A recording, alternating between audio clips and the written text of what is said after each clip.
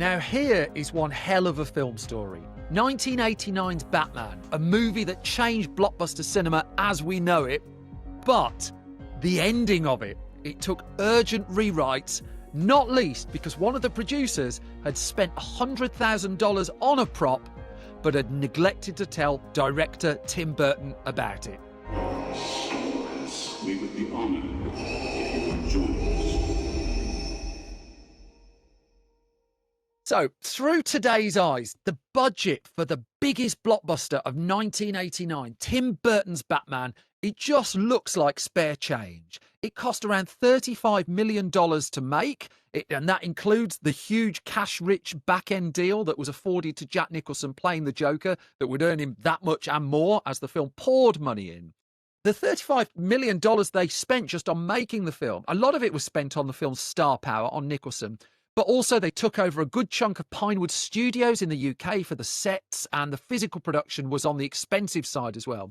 But it's often forgotten just what a gamble 1989's Batman was. Superhero films were not a big thing at this point. The idea of a massive blockbuster hype machine movie, well, I mean, commonplace now. But when Warner Brothers decided to pull the trigger on a Batman film, it was a huge gamble to spend that much money on one film. And it was a huge roll of the dice from Warner Brothers, a studio that was struggling to generate hits at that point. It was no surefire bet at all. And what really complicated the making of Batman is how many fingers were in the metaphorical pie. This was, let's go for another cliche, the number of cooks in the kitchen, that kind of stuff. So, as well as having Tim Burton as a director, then young, early in his career, hot off the back of the film Beetlejuice, that he was hired to direct the film. It also, read through the credits, a bunch of producers in there. So, John Peters and Peter Guber were the main producers in there. There's another couple of names you'll find on there as well. But Peters and Guber were putting their ideas in. Then you had the heads of Warner Brothers at the time, Terry Semel, Robert Daly. They had something to say. Meanwhile, also on the Warner Brothers side, the executive assigned to the production was Lisa Henson. You had Mark Canton, another studio executive in there. Bob Kane, the creator of Batman, was a consultant on the project. And even in the pre-internet era, fans were very keen to have their say and were voicing dissatisfaction with, for instance, the hiring of Michael Keaton to play Bruce Wayne / Batman. Then you've got Jack Nicholson playing the Joker, a real coup for the production as well. But Nicholson was someone who tended to have very strong story ideas, and that's even before you actually get to the screenwriter. So there's a whole bunch of people in our metaphorical kitchen. The screenplay that got the film off the ground was written by a man called Sam Hamm. But when, towards the end of the 90s, there was a strike by the Writers Guild of America, and that meant he had to stop working on it. And so the film was heading towards production, but once the strike was over, was going to need rewrite work as well. And this is where a man called Warren Scarron comes in. Now, Warren Scarron, the late writer, there's a terrific book on him called Rewrite Man. But at this point in his career, mid to edging into the late 1980s, he'd built up this really strong reputation for his rewrite work on screenplays. In particular, he was uncredited on the first Top Gun movie, and it was a major bone of contention for Scarron that he didn't get credit. He worked on Beetlejuice, he worked on Beverly Hills Cop 2, but it was also, he'd go on to do Days of Thunder as well, but it was his work on Beetlejuice that sort of helped grease the wheels for him getting hired to come in and sort the Batman script out.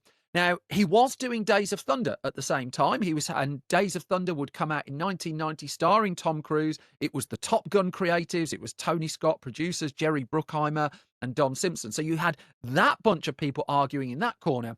And then you had the Batman side as well. So Scarron was having to weave both of those into his life, not always particularly comfortably. But the Batman project was proving taxing because there were disagreements behind the scenes about the film's tone. It was a real surprise in 1989 to see just how dark that Batman film was. Now everything's dark. Now you can't make a film with the lights on or anything like that. But Scarron worked really hard at numerous rewrites on Batman. He covered tasks from giving Knox, the character played by Robert Wuhl, a verbal sketch for the tone of his character. And he told him to play him like Bernstein in Watergate, historical reference. And then he earned also the respect and trust of Jack Nicholson, and Jack Nicholson was having trouble and concerns over the arc of the Joker character. So Warren Scarron's having to come in and work on that. And so Scarron was juggling all these notes. He was delivering the script that the production could press ahead with. And so he went to London, 1988, to polish that off. Then in the autumn of 1988, he had to go over to the US to start work in earnest on Days of Thunder. And the idea was, once he left London to go and work on Days of Thunder, that was it. He had no plans to return. He had other commitments. His docket was full. Fairly straightforward, only it wasn't. Back in London, back at Pinewood, the problems were mounting on Batman in his absence. So a month into shooting, Sean Young, who was playing the role of Vicky Vale in the film, was injured and the whole role needed to be recast. She couldn't continue. Kim Basinger would come in and take the part on, of course, but that was going to need some rewrite work as a result of that. So in goes the call to Warren Scarron in LA. Scarron resists the calls at that point to go to London. He would deliver rewrites over the phone. No email then. It was phone. It was fax machine. Those were your methods of choice. He'd do the work, he'd dictate it over the phone. But then there was also the bubbling problem of Batman's ending.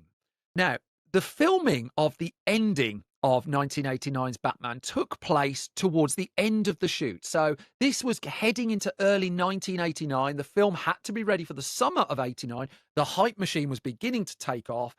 But there were sizable concerns about that ending. And the original idea was, let's just have this showdown between Batman and the Joker on the top of Gotham Cathedral.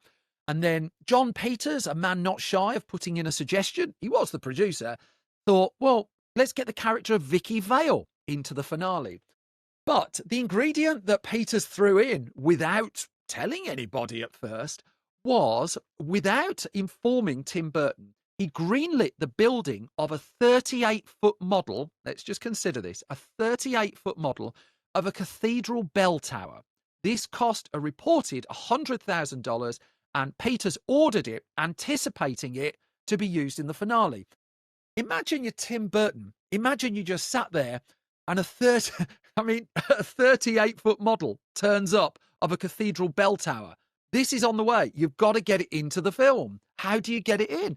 And so Scarron had to write it in and for it to be used. But when it came time to shoot that finale, it just wasn't making any sense. There's a book called Hit and Run. It's a terrific book, and it's about John Peters and Peter Guber, written by Nancy Griffin and Kim Masters. And in that book, Tim Burton would say, here was Jack Nicholson and Kim Basinger walking up to this cathedral, this 38-foot model, and halfway up, Jack turns around and says, why am I walking up all these stairs? Where am I going? And Burton said, I had to tell him. I didn't know. He didn't know where this prop was coming in. He didn't know he had to weave it into his film.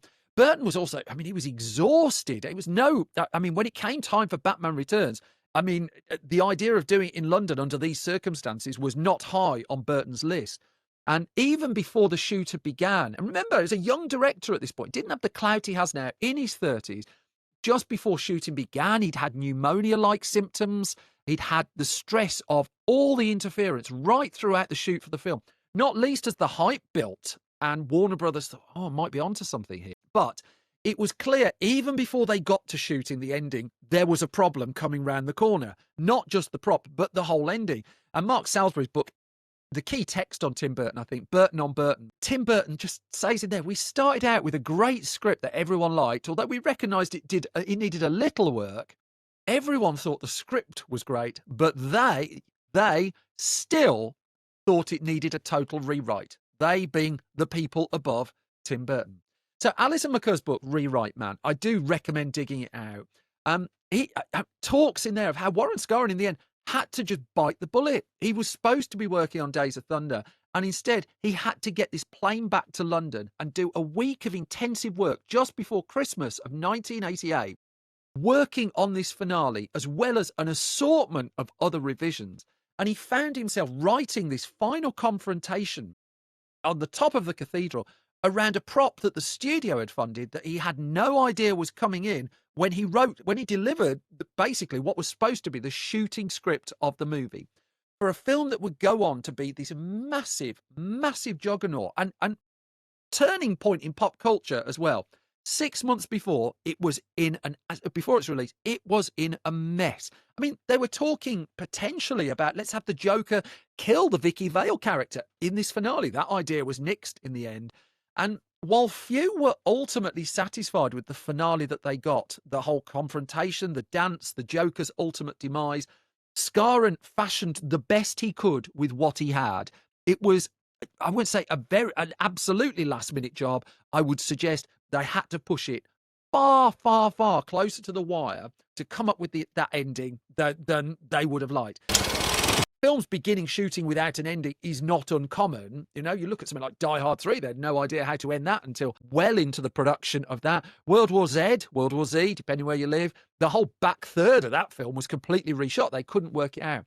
But Batman is always projected as this massive success story, and yet it was the same collection of oh my god moments in the making of it that plagued pretty much every film. Even after Warren Scarin went home to return to Days of Thunder at the start of 1989, they still needed to bring in another writer to fix problems. Scarin just couldn't do any more. Days of Thunder had to be done. So a British writer uncredited by the name of Charles McEwan was brought onto the Batman set to just firefight the problems that were coming up there and then. Even then, in January 1989, Scarin sent an 11-page fax to Tim Burton to finally resolve the ending and get it into the shape that we see, at least the written version, in the film, and just about make it work. And it was that ending of 1989's Batman, that whole cathedral bit, was only fully decided on a week or two before filming on the movie wrapped up, less than 6 months before it was in cinemas. When Tim Burton was tapped on the shoulder after the success of Batman, and he retreated straight after Batman to make a much smaller personal film, his Edward Scissorhands, when Warner Brothers wanted him back for Batman Returns, he had learned his lesson. No longer was he going to be languishing in London, miles away from where his home was at that point. No more was he putting himself in that position. He insisted on far less studio interference, far more personal wiggle room, and the shoot would take place in Los Angeles this time rather than in the UK. Also, fundamentally, Batman Returns had at no point a producer spending 6 figures on a prop without bothering to tell Tim Burton about it.